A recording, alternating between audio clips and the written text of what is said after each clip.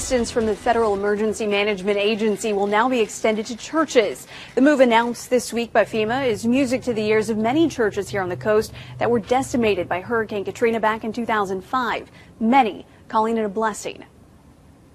The pews were gone. Everything was just like a washing machine, just cycled through, and everything was just topsy-turvy. First Baptist Church of Gulfport Administrator Karen Simmons says her church had just celebrated its 120th anniversary shortly before Hurricane Katrina destroyed the entire building at its old Highway 90 location. Simmons still remembers the shock she felt after seeing the destruction. The sanctuary was destroyed. The chapel was destroyed.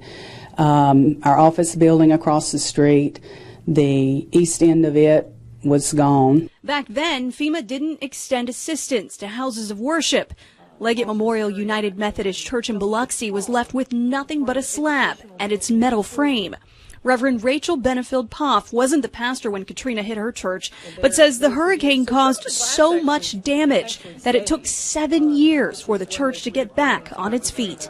The church only received less than half of what it was insured for, and partly because of the water. Disaster like Katrina, as huge as Katrina, that FEMA funding would come in very handy to help churches recover. The newest move from FEMA to extend assistance to houses of worship is good news to several church leaders.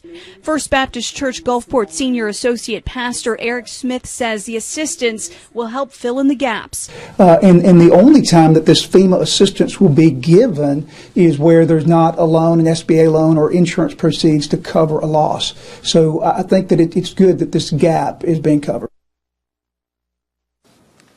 Now, a release from Senator Roger Wicker's office says the assistance is actually retroactive, meaning churches impacted by disasters on or after August 23rd are eligible for financial help.